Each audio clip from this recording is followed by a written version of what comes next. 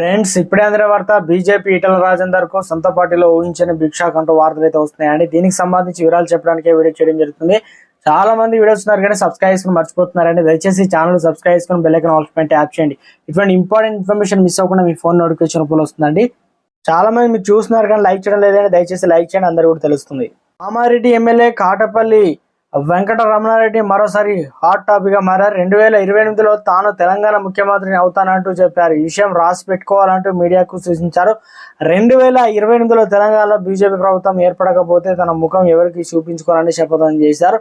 ఇంతకీ ఏం జరిగిందంటే కామారెడ్డి ఏరియాలో ఆసుపత్రిలో అదనపు గదుల ప్రారంభోత్సవం జరిగింది. ఈ కార్యక్రమాన్ని విశిష్ట అతిథిగా ప్రభుత్వ సలహాదారులుగా షబ్బీర్ అలీని ఆహ్వానించడం పట్ల అభ్యంతరం వ్యక్తం చేశారు కాటపల్లి. అదనపు గదుల ప్రారంభోత్సవానికి స్థానిక ఎమ్మెల్యేనైనా తనకు ఆహ్వానం ఉండదా అంటూ ప్రశ్నించారు. కామారెడ్డి నుంచి పారిపోయి ఓడిపోయిన వ్యక్తితో ప్రారంభోత్సవం ఎలా చేయిస్తారని నిలదీశారు కాటపల్లి.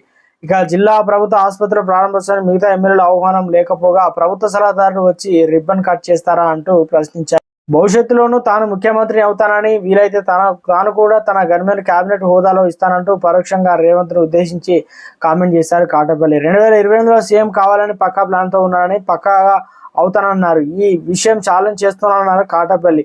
ఇటీవల అసెంబ్లీ ఎన్నికల్లో కామారెడ్డి అసెంబ్లీ స్థానం నుంచి బీజేపీ అభ్యర్థిగా పోటీ చేసిన కాటపల్లి ప్రస్తుత సీఎం రేవంత్ మాజీ సీఎం కేసీఆర్ ను ఓడించి సంచలనం సృష్టించిన విషయం తెలిసిందే. గతంలో ఒకానొక సమయంలో ఇక కీలక నేతను సైతం ఓడించి ఇప్పుడు తెలంగాణలో బీజేపీకి పెద్ద దిక్కుగా మారారు. అసెంబ్లీ ఎన్నికల్లో తెలంగాణలో గత బీజేపీ నుంచి బయటకు వచ్చినటువంటి ఈటల రాజేందర్ ఒకానొక సమయంలో బీజేపీ వర్సెస్ బీఆర్ఎస్ గా మారింది.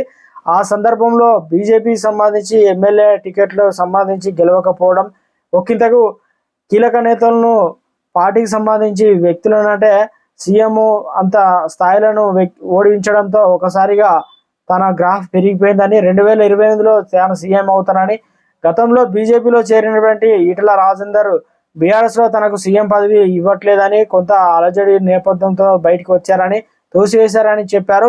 ఇక బీజేపీలో సీఎం అభ్యర్థిగా తానే ముందుంటానని చెప్పుకుంటున్నటువంటి రేవంత్ రెడ్డి ఈ కామెంట్స్ పైన 2028లో మరి ఏ రకంగా ముందుకెళ్తారు ఊహించని మింగుడు పడడం లేదు వార్త. అయితే మొత్తానికి అసెంబ్లీ ఎన్నికల్లో ఓటమి పాలు కావడంతో రానున్న ఎంపీ ఎన్నికల్లోనే గెలిచి తన సత్తాను చాటుకోవాలనుకుంటున్నారు ఈటల రాజేందర్ అంటూ వార్త